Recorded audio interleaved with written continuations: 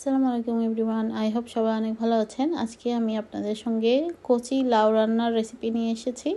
তো আজকে আমি বোয়াল মাছ এবং রুই মাছের পিস দিয়ে একসাথে রান্না করব লাউটা। তো এখন আমি পাতিলে সামান্য পরিমাণে তেল এবং পেঁয়াজ কুচি, টমেটো কুচি এবং আদা রসুন পেস্ট একসাথে করা ছিল, তো সেটাই 1 টেবিল স্পুনের মতো দিয়ে দিয়েছি।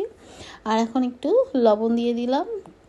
তো এগুলো দিয়ে একটু নেড়েচেড়ে একটু পেঁয়াজটাকে নরম হওয়ার জন্য ঢেকে রেখেছিলাম। তো একটু নেড়েচেড়ে এখন গুঁড়া মশলা পাউডারগুলো আমি দিয়ে দিচ্ছি একে একে। এখানে হলুদ, মরিচ, ধনে, জিরা এবং পাপরিকা পাউডার এবং কারি পাউডারটাও দিয়েছি। আপনারা চাইলে এখান থেকে 2-1টা মশলা স্কিপ করতে পারেন।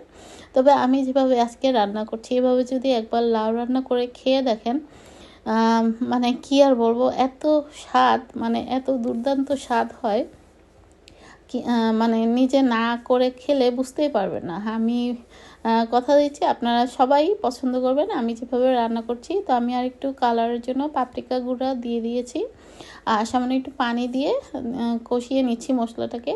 তো এই পর্যায়ে আমি কেটে রাখা কচি লাউটা দিয়ে দিব। মশলাটা কিন্তু আমার কষেই আসছে। তো এখন আমি লাউটা অ্যাড করে অনেকক্ষণ যাবৎ কষিয়ে রান্না করব। তো লাউটাকে মোটামুটি পানি ছাড়াই কষিয়ে রান্না করব। তো মশলাটা বুঝে আসলে পানিটা ইউজ করতে হবে। যদি মনে করেন যে পাতিলের তলায় লেগে যাচ্ছে, তখন সামান্য একটু পানি দিয়ে লাউটাকে কষিয়ে রান্না করতে হবে। তো আমার কাছে মনে হচ্ছে মশলাটা একটু লেগে যাচ্ছিল, তো এই পর্যায়ে আমি সামান্য একটু গরম পানি দিয়ে লাউটাকে ভালো মতো কষিয়ে নিচ্ছি। এই তো দেখতে পাচ্ছেন আমার লাউটা কয়েকবার আমি কিন্তু এভাবে নেড়েচেড়ে উল্টে পাল্টে দিচ্ছিলাম, যাতে সব দিকে সমান তালে মানে লাউটা সিদ্ধ হয়। তো আমার লাউটা মোটামুটি সিদ্ধ হয়ে আসছে। তো এই পর্যায়ে আমি একটু নেড়েচেড়ে আমি এর মধ্যে মাছ এবং কাঁচামরিচ আর ধনেপাতাটা অ্যাড করে, আর লবণটা টেস্ট করে লবণটাও অ্যাড করে দিব। আর এখানে ধনেপাতা এবং পানি দিয়ে দিব। তাই তো মাছগুলো দিয়ে দিচ্ছি। মাছগুলো এখানে আমি 2 রকমের মাছ ইউজ করেছি, বোয়াল মাছ এবং রুই মাছ। আপনারা যে কোনো একটা মাছ দিয়েও করতে পারেন, বা এখানে চিংড়ি মাছটাও দিয়েও কিন্তু রান্না করতে পারেন, খুবই ভালো লাগবে খেতে।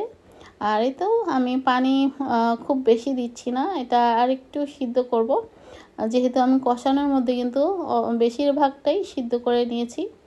আর ঝোলটা এই তো টেস্ট বুঝে আমি লবণ এবং বাকি মশলা বলতে ধনেপাতা আর কাঁচামরিচ দেবো। এর মধ্যে তো সব কিছুই দেওয়া আছে। তো আর কিছুক্ষণ 10 মিনিটের মতো রাখবো চুলায়, তারপর ধনেপাতা দিয়ে নামিয়ে ফেলবো। এই তো সিম্পল আমার লাউ রান্না। আর এভাবে বাসায় অবশ্যই ট্রাই করে খেয়ে দেখবেন, খুবই মজা হয়। মানে কি আর বলবো, আমার খুব পছন্দ হয়েছে এবং আমার হাজব্যান্ডও খুব পছন্দ করেছে এই লাউটা। আমরা ভেবেছিলাম এই এত ছোট লাউ মানে কার মুখে দেবো, আসলে এটাই আমাদের 2-3 দিন চলে যাবে, আমরা 2জন মানুষ। তো দেখতে পাচ্ছেন ছোট লাউটাতেই আমাদের হয়ে গেছে। তো আমরা খেতে বসে গেলাম। এখানে ঝিঙ্গা ভাজি ছিল, সেটা আমি আরেকটা পর্বে দেখিয়ে দেব। আর ডাল ছিল আগের, আর ভাত রান্না করে এই তো বসে গেলাম খেতে।